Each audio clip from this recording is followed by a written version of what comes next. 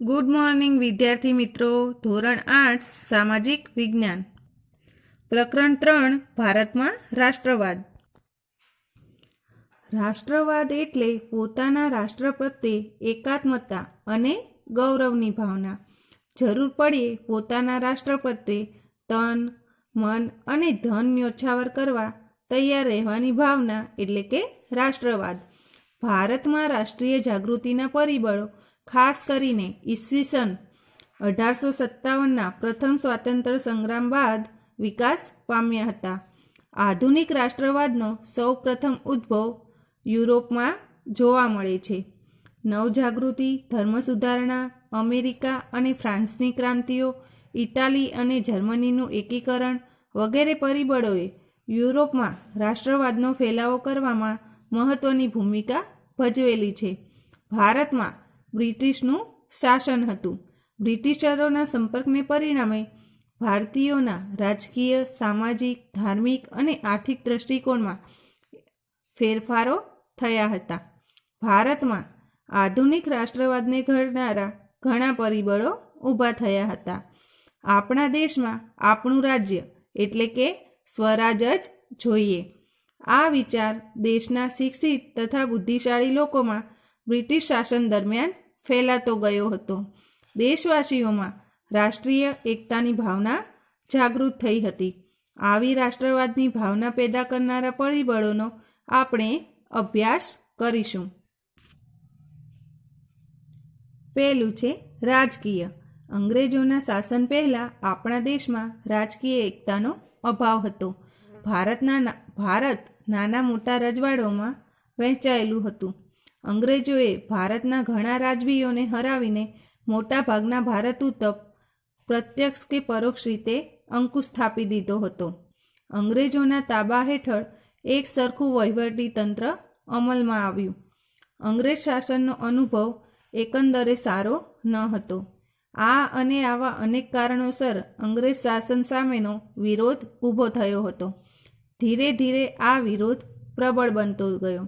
તો વિદ્યાર્થી મિત્રો, રાષ્ટ્રીય એકતાનું પહેલું કારણ શું હતું? તો રાજકીય કારણ હતું કે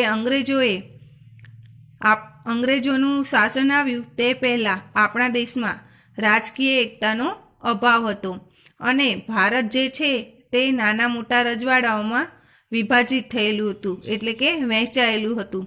અંગ્રેજોએ ભારતમાં આવીને ભારતના ઘણા રાજાઓને હરાવી દીધા હતા અને લગભગ ભારત ઉપર પોતાનું શાસન સ્થાપી દીધું હતું. જ્યારે અંગ્રેજોના તાબા હેઠળ એક સરખું અંગ્રેજોનું શાસન ચાલતું હતું. અંગ્રેજ શાસનનો અનુભવ દરેકને થયો હતો. તે અનુભવ સારો ન હતો. આ અને આવા બીજા ઘણા બધા કારણોને લીધે અંગ્રેજ શાસન સામે વિરોધ ઊભો થયો હતો અને ધીરે ધીરે આ વિરોધ ખૂબ જ પ્રબળ એટલે કે વધારે બની ગયો હતો. બીજું પરિબળ છે આર્થિક પરિબળ. અંગ્રેજોની આર્થિક નીતિએ ભારતને પાયમાલ કર્યું હતું. અંગ્રેજો ભારતમાંથી કાચો માલ ઇંગ્લેન્ડ લઈ જતા હતા અને ત્યાં ઉત્પાદિત કરેલો તૈયાર માલ ભારતના બજારોમાં વેચતા હતા. ઇંગ્લેન્ડથી ભારત આવતા તૈયાર માલ પર નજીવી જકાત લેવાતી હતી. જ્યારે હિન્દમાં ઉત્પન્ન થતા તૈયાર માલ ઉપર વધુ જકાત લેવાના પરિણામે ભારતમાં ઉત્પન્ન થતો માલ મોંઘો પડતો હતો. જ્યારે ઇંગ્લેન્ડમાં ઉત્પન્ન થતો માલ ભારતમાં સસ્તો વેચી શકાતો હતો. તો વિદ્યાર્થી મિત્રો, રાષ્ટ્રવાદની ભાવના પેદા કરનારા પરિબળોમાં બીજું પરિબળ કયું હતું? તો આર્થિક પરિબળ હતું. અંગ્રેજોએ ભારતને આર્થિક રીતે ખૂબ જ પાયમાલ એટલે કે નુકસાન પહોંચાડ્યું હતું. તેઓ ભારતમાંથી કાચો માલ ઇંગ્લેન્ડમાં લઈ જતા અને ત્યાંથી તૈયાર કરેલો માલ એ ભારતના બજારોમાં વેચતા હતા. જ્યારે ઇંગ્લેન્ડથી ભારત આવતો માલ પર કોઈ પણ પ્રકારની એટલે કે સાવ જ થોડી જકાત લેવામાં આવતી હતી. જકાત એટલે કે કર લેવામાં આવતો હતો. જ્યારે આપણા હિન્દુસ્તાનમાં જે માલ તૈયાર થતો હતો તેના પર વધુ પડતી જકાત એટલે કે આપણે જે ટેક્સ કહીએ છીએ તે લેવામાં આવતો હતો. તેના લીધે ભારતમાં જે માલ ઉત્પન્ન થતો હતો તે ખૂબ જ મોંઘો પડતો હતો, જ્યારે ઇંગ્લેન્ડમાં ઉત્પન્ન થતો માલ ભારતમાં સસ્તા ભાવે વેચી શકાતો હતો. તેના લીધે ભારતને આર્થિક રીતે ખૂબ જ નુકસાન પહોંચતું હતું. આ હરીફાઈમાં ભારતના હસ્તઉદ્યોગ અને ઉદ્યોગ ધંધા ટકી શક્યા નહીં. પરિણામે કારીગર વર્ગ બેકાર બન્યો. ભારતના ભોગે ઇંગ્લેન્ડને સમૃદ્ધ બનાવવાની અંગ્રેજ નીતિની સામે પ્રજામાં રાષ્ટ્રીય જાગૃતિ વધી. અંગ્રેજો પોતાના દેશને સમૃદ્ધ બનાવવા માંગતા હતા અને ભારતને નુકસાન પહોંચાડતા હતા. તે અંગ્રેજોની આવી નીતિની સામે પ્રજામાં રાષ્ટ્રીય એકતા અને જાગૃતિ વધી ગઈ હતી. ત્રીજું છે વાહન વ્યવહાર અને સંદેશા વ્યવહાર. ભારતમાં રેલવે, તાર, ટપાલ, જમીન તથા જળ વ્યવહારના માર્ગો લશ્કરી, આર્થિક તથા રાજકીય કારણોસર વિકસાવવામાં આવ્યા હતા, છતાંય તેનાથી દેશના લોકોને લાભ થયો. આ સાધનોના ઝડપી વિકાસથી વિશાળ દેશના માનવી એકબીજાની નજીક આવ્યા. કારીગર તથા વેપારી વર્ગ ધંધાર્થે એકબીજાના પ્રદેશમાં જવા લાગ્યા. તેમની વચ્ચે વિચારોની આપલે વધી. તેમના સંપર્કો વધવાથી જ્ઞાતિ, કોમ અને પ્રદેશના ભેદભાવ ઓછા થયા હતા. રાષ્ટ્રીય નેતાઓ તેમના વિચારો તથા યોજનાઓ પ્રજાના તમામ વર્ગોમાં ફેલાવી શક્યા. પ્રાદેશિક કક્ષાને બદલે રાષ્ટ્રીય કક્ષાની નેતાગીરી ઊભી થઈ ગઈ હતી, જેણે સ્વરાજની સિદ્ધિમાં નોંધપાત્ર ફાળો આપ્યો હતો. તો રાષ્ટ્રીય જાગૃતિ ફેલાવવામાં ત્રીજું પરિબળ કયું હતું? તો વાહન અને સંદેશા વ્યવહાર. ભારતમાં રેલવે, તાર, ટપાલ અને જમીન તથા જળ વ્યવહારના માર્ગો લશ્કરી માટે તથા આર્થિક તથા રાજકીય કારણોસર વિકસાવવામાં આવ્યા હતા, છતાં પણ આ બધા માધ્યમને કારણે દેશના લોકોને લાભ થયો હતો.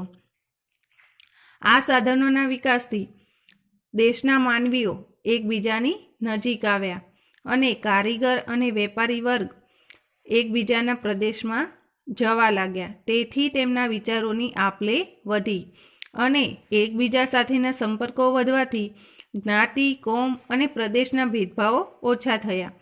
રાષ્ટ્રીય નેતાઓ તેમના વિચારો તથા યોજનાઓ પ્રજાના તમામ વર્ગોમાં ફેલાવી શક્યા. પ્રાદેશિક કક્ષાને બદલે રાષ્ટ્રીય કક્ષાની નેતાગીરી ઊભી થઈ રહી હતી, કારણ કે લોકો એકબીજાને સમજતા થયા હતા. તેના કારણે સ્વરાજની સિદ્ધિમાં નોંધપાત્ર ફાળો આપ્યો હતો. ચોથું પરિબળ છે શિક્ષણ અને સાહિત્ય. ભારતીય રાષ્ટ્રવાદના ઉદયમાં અંગ્રેજી કેળવણીનો પણ મોટો ફાળો રહ્યો. આ કેળવણીના કારણે પશ્ચિમની વિચારસરણીના દ્વાર ઉઘડ્યા. વિશ્વનું ઘણું બધું સાહિત્ય અંગ્રેજીમાં હતું. આપણા દેશના લોકો અંગ્રેજી ભાષા શીખ્યા, વિશ્વના પ્રવાહોથી માહિતગાર થયા. આ કારણે અમેરિકન સ્વાતંત્ર્ય સંગ્રામમાંથી, લોકશાહીની તથા ફ્રાન્સની ક્રાંતિમાંથી સ્વતંત્રતા, સમાનતા અને બંધુત્વની ભાવનાની પ્રેરણા મળી. આત્મશ્રદ્ધા વધી અને સૌ ભારતના ઉજ્જવળ ભાવિની કલ્પના કરવા લાગ્યા.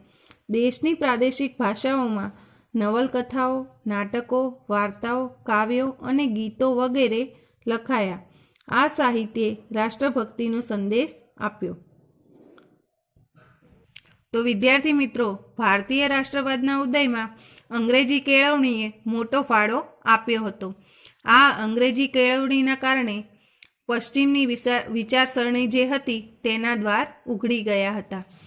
આપણા વિશ્વનું ઘણું બધું સાહિત્ય અંગ્રેજીમાં લખાયેલું હતું.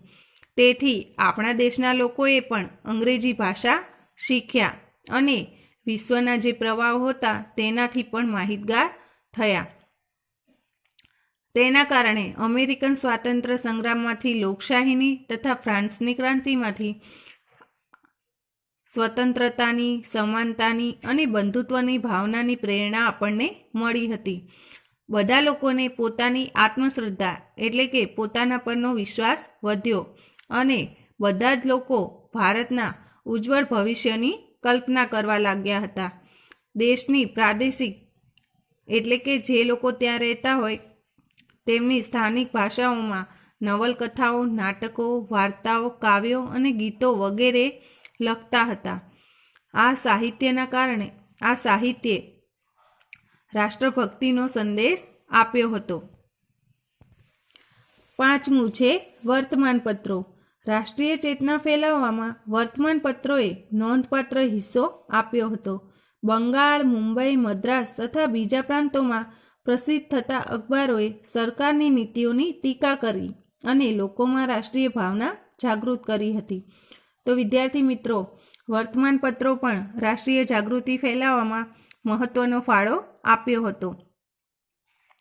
અને બંગાળ, મુંબઈ તથા મદ્રાસ અને બીજા પ્રાંતો હતા તેમાં ઘણા બધા અખબારો પ્રસિદ્ધ થતા હતા. આ અખબારોએ રાષ્ટ્રીય ભાવના જાગૃત કરવામાં ખૂબ જ મહત્વની ભૂમિકા ભજવી હતી. 6થું છે ભારતનો ભવ્ય વારસો. પાશ્ચાત્ય પુરાતત્વવિદ એલેક્ઝાન્ડર કનિંઘહામ તથા તેના મદદનીશોએ ભારતના અનેક પ્રાચીન સ્થળોએ ખોદકામ કર્યા હતા. ભારતની સંસ્કૃતિની ગૌરવગાથાના અનેક અવશેષો શોધી કાઢ્યા હતા. ભગવાનલાલ ઇન્દ્રજી જેવા ભારતીય પુરાતત્વવિદોએ પણ અનેક પુરાણા અવશેષો શોધી ભારતીયોને દેશની સંસ્કૃતિની ભવ્યતાનો ખ્યાલ આપ્યો. પશ્ચિમના વિદ્વાનોએ ભારતીય સાંસ્કૃતિક વારસાને લગતી શોધખોળ કરી. ભારતના વિદ્વાનો પણ જોડાયા, પુસ્તકો પણ લખાયા. ગૌરવપૂર્ણ સાહિત્ય અને સંશોધનથી દેશવાસીઓની રાષ્ટ્રીય અસ્મિતા જાગૃત થઈ હતી. તો રાષ્ટ્રીય એકતા જગાવવામાં ભારતના ભવ્ય વારસાએ પણ મહત્વનો ભાગ ભજવ્યો હતો. પાશ્ચાત્ય પુરાતત્વવિદ એલેક્ઝાન્ડર કનિંઘહામ તથા તેના મદદનીશોએ ભારતમાં અનેક પ્રાચીન સ્થળોએ ખોદકામ કર્યું હતું અને ભારતીય સંસ્કૃતિની ગૌરવગાથાના અનેક અવશેષો જે હતા તે શોધી કાઢ્યા હતા. ભારતીય પુરાતત્વવિદોએ અનેક પુરાણા જે વર્ષો પહેલાં અવશેષો દટાઈ ગયા હતા તે શોધીને ભારતીયોને દેશની સંસ્કૃતિની ભવ્યતાનો ખ્યાલ આપ્યો હતો કે આપણા ભારત દેશની સંસ્કૃતિ કેટલી ભવ્ય હતી. પશ્ચિમના વિદ્વાનોએ પણ ભારતીય સાંસ્કૃતિક વારસાને લગતી શોધખોળ કરી હતી અને ભારતના વિદ્વાનો પણ આ શોધખોળ કરવામાં જોડાયા હતા. અનેક પુસ્તકો પણ લખાયા હતા. ગૌરવપૂર્ણ સાહિત્ય અને સંશોધનથી દેશવાસીઓની રાષ્ટ્રીય અસ્મિતા જાગૃત થઈ હતી. આટલું જાણો. પાશ્ચાત્ય વિદ્વાનો મેક્સમુલર, વિલ્સન, ફર્ગ્યુસન, બુલર, ફ્લીટ તથા ભારતીય વિદ્વાનો રાજેન્દ્રલાલ મિત્ર, રામકૃષ્ણ ભંડારકર, હરિપ્રસાદ શાસ્ત્રી વગેરેના લખાણોએ ભારતના વેદો, ઉપનિષદો, રામાયણ, મહાભારત, ગીતા, સ્મૃતિ પુરાણો વગેરેનું મહત્વ લોકોને સમજાવ્યું. હિન્દી રાષ્ટ્રીય મહાસભા એટલે કે ઇન્ડિયન નેશનલ કોંગ્રેસની સ્થાપના. હિન્દી રાષ્ટ્રીય મહાસભાની સ્થાપનામાં ઉપરના પરિબળો તથા કેટલીક પ્રાદેશિક સંસ્થાઓનો પણ ફાળો હતો. આ સંસ્થાઓએ રાષ્ટ્રીય મહાસભાની સ્થાપનાની ભૂમિકા તૈયાર કરી હતી. આટલું જાણો.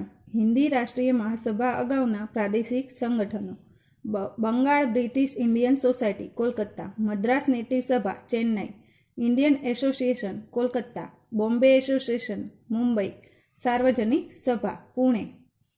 સર એલન ઓક્ટેવિયન હ્યુમ એટલે કે A.O. હ્યુમ નામના નિવૃત્ત અંગ્રેજ અધિકારીને ખાતરી થઈ ચૂકી હતી કે બ્રિટિશ સામ્રાજ્ય ઉપરથી દેખાય એટલું સલામત નથી. તેઓ માનતા કે જનતામાં ફેલાયેલ અસંતોષને ઘટાડવામાં નહીં આવે તો 1857ના સ્વાતંત્ર્ય સંગ્રામ જેવી ઘટના ફરીથી પણ બને. આ જનાક્રોશ રોકવા તેમણે બંધારણીય સંસ્થા સ્થાપવાનું વિચાર્યું. તત્કાલીન વાઇસરોય ડફરીનને સમજાવ્યા. નિવૃત્ત અધિકારીના વિચારને વાઇસરોયનો પણ ટેકો મળ્યો. તો વિદ્યાર્થી મિત્રો, બ્રિટિશ શાસન પ્રત્યે જનતામાં ખૂબ જ આક્રોશ ફેલાયેલો હતો. તો A.O. હ્યુમ નામના અંગ્રેજ અધિકારીને ખાતરી થઈ ગઈ હતી કે આ જનાક્રોશને ઘટાડવો પડશે અને જો તેમનો અસંતોષ ઘટાડવામાં નહીં આવે તો 1857નો જે સંગ્રામ થયો હતો તેવી જ બીજી કોઈ ઘટના બનશે. તેથી જન આક્રોશને રોકવા માટે તેમણે બંધારણીય સંસ્થા સ્થાપવાનું વિચાર્યું અને તે સમયના જે વાઇસરોય હતા ડફરીન તેમને પણ સમજાવ્યા. નિવૃત્ત અધિકારી એઓ હ્યુમના વિચારને વાઇસરોયે પણ ટેકો આપ્યો અને બંધારણીય સંસ્થા સ્થાપવામાં મદદ કરી. એઓ હ્યુમના પ્રયત્નોથી ડિસેમ્બર 1885માં હિન્દી રાષ્ટ્રીય મહાસભાની સ્થાપના કરવામાં આવી. મુંબઈની ગોકુળદાસ તેજપાલ સંસ્કૃત પાઠશાળામાં 28મી ડિસેમ્બર 1885ના રોજ વ્યમીશચંદ્ર બેનર્જીના પ્રમુખ પદે તેનું પ્રથમ અધિવેશન મળ્યું. તેમાં ભારતના જુદા જુદા પ્રદેશોમાંથી 72 પ્રતિનિધિઓએ હાજરી આપી. તેમાં દાદાભાઈ નવરોજી, ગોપાલકૃષ્ણ ગોખલે, ફિરોઝશાહ મહેતા, બદરુદ્દીન તૈયબજી, કેટી તેલંગ, દિનશાહ વાછા વગેરે મુખ્ય આગેવાનો હતા. દેશની અનેક સમસ્યાઓ પર ચર્ચા વિચારણા થઈ. વિદ્યાર્થી મિત્રો, અહીં હિન્દી રાષ્ટ્રીય મહાસભા કોંગ્રેસના પ્રથમ અધિવેશન જે મુંબઈમાં 1885માં ભરાયું હતું તેનો અહીં ફોટો આપવામાં આવેલો છે. આપણે તેમાં જોઈ શકીએ છીએ કે આ અધિવેશનમાં ઘણા બધા લોકોએ હાજરી આપી હતી અને તેના પ્રમુખ વ્યોમિશચંદ્ર બેનર્જી હતા. આટલું જાણો. પ્રથમ અધિવેશન બાદ બીજું અધિવેશન કોલકાતામાં ભરાયું હતું અને તેના પ્રમુખ હતા દાદાભાઈ નવરોજી. તેનું વર્ષ હતું 1886 અને ત્યારે સભ્ય હતા 432 સભ્યો હતા. ત્રીજું અધિવેશન મદ્રાસમાં ભરાયું હતું અને તેના પ્રમુખ હતા બદરુદ્દીન તૈયબજી. તે 1887માં ભરાયું હતું અને ત્યારે તે સભામાં કુલ સભ્યો કેટલા હતા? તો 607. મહાસભાની પ્રથમ તબક્કાની કામગીરી 1885-1905. વિદ્યાર્થી મિત્રો, અહીં કોંગ્રેસ મહાસભાએ શું કામગીરી કરી હતી તે અહીં આપવામાં આવેલું છે કે મહાસભાની પ્રથમ તબક્કાની કામગીરી કેવી હતી? તો બંધારણીય હતી. મહાસભાએ સરકાર સમક્ષ રાજકીય હક્કો, આર્થિક અને સામાજિક વિકાસ અને શૈક્ષણિક પ્રગતિ માટે કરેલી માંગણીઓને અંગ્રેજ સરકારે અવગણી હતી. એટલે કે જે માંગણીઓ કરી તે માંગણીઓ સંતોષી ન હતી. આ માંગણીઓને ભવિષ્યની લડત માટે મજબૂત પાયો નાખ્યો હતો. અંગ્રેજ સરકારે માંગણીઓ અવગણી, તેથી ભવિષ્યમાં લડત લડવા માટેનો મજબૂત પાયો નાખ્યો હતો. સરકારી નોકરીઓમાં હિન્દીઓને વધારે પ્રમાણમાં લેવા, લશ્કરી અને મુલકી ખાતાઓમાં થતો ખર્ચ ઘટાડવો, ખેડૂતોને દેવામાં રાહત આપવી, ગૃહ ઉદ્યોગોને સજીવન કરવા વગેરે માંગણીઓ અંગ્રેજો સમક્ષ કરવામાં આવતી હતી, પરંતુ તેઓ આ માંગણીઓને અવગણતા હતા. મહાસભા દ્વારા કેન્દ્રીય તેમજ પ્રાંતિક ધારાગૃહોનો વિસ્તાર કરીને તેમાં 50% સભ્યો ચૂંટાયેલા રાખવા તથા કારોબારીને શક્ય તેટલી હદે ધારાસભાને જવાબદાર બનાવી જેવા ઠરાવ પણ પસાર કરવામાં આવ્યા હતા. મહાસભાની રજૂઆતને લીધે સરકારે અખબારો પરના નિયંત્રણો દૂર કર્યા હતા અને વ્યક્તિ સ્વાતંત્ર્ય અને વાણી સ્વાતંત્ર્ય આપતા કાયદાઓ પસાર કર્યા હતા. એટલે કે દરેક વ્યક્તિ સ્વતંત્ર છે અને તેમને વાણીની પણ સ્વતંત્ર આપી હતી. મહાસભાએ શિક્ષિત વર્ગમાં રાષ્ટ્રીય ચેતના જગાવીને તેને રાજકીય તાલીમ આપી હતી. તેનાથી ભવિષ્યના સ્વાતંત્ર્ય સંગ્રામો માટે આપણને યોગ્ય નેતાઓ મળ્યા હતા. ભાગલા પાડો અને રાજ કરો, ડિવાઇડ એન્ડ રૂલ. હિન્દી રાષ્ટ્રીય મહાસભા કોંગ્રેસની સ્થાપના શરૂઆતમાં અંગ્રેજ શાસકો તેના પ્રત્યે સહાનુભૂતિ ધરાવતા હતા, પરંતુ થોડા જ સમયમાં તેઓ તેના વિરોધી બની ગયા હતા. કોંગ્રેસના અધિવેશનમાં શરૂમાં સરકારી અધિકારીઓ હાજર રહેતા હતા, પરંતુ પાછળથી સરકારે તેમને કોંગ્રેસના અધિવેશનમાં હાજરી આપવા માટે પ્રતિબંધ મૂક્યો હતો, એટલે કે મનાઈ ફરમાવી હતી. ગવર્નર જનરલ કર્ઝને રાષ્ટ્રીયતા વિરોધી કેટલાક પગલાં ભર્યા હતા અને ભારતના લોકમતની અવગણના કરી હતી. તેણે કઈ નીતિ અપનાવી? તો તેણે ભાગલા પાડો અને રાજ કરોની નીતિ અપનાવી હતી અને તેના પગલે બંગાળાનું ઈસવીસન 1905માં વાઇસરોય કર્ઝને વિભાજન કર્યું હતું.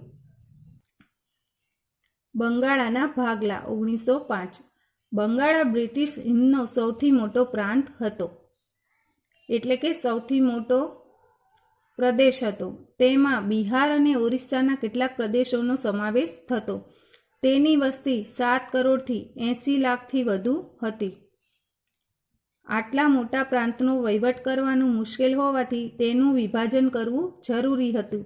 આમ છતાં તે પ્રાંતમાંથી બિહાર અને ઓરિસ્સાના પ્રદેશ અલગ કરવાને બદલે મુસ્લિમ બહુમતીવાળા પૂર્વ બંગાળાને તેમાંથી અલગ કરવામાં આવ્યું.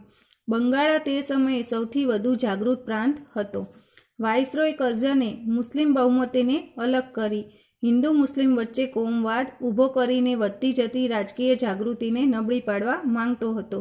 રાષ્ટ્રીય નેતાઓ અને લોકો સરકારનો ઈરાદો સમજી ગયા અને તેઓએ આ યોજનાનો ઉગ્ર વિરોધ કર્યો હતો. તો વિદ્યાર્થી મિત્રો, બંગાળાના ભાગલા ક્યારે થયા? તો ઈસવીસન 1905માં.